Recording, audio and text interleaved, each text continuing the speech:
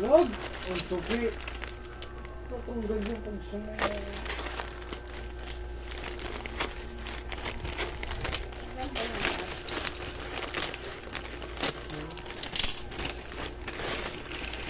Yan, ganyan. May cluster mo yan? Hindi, talo. Parang laki. Tama yan, ganyan pang lalaki. Hindi, laki na.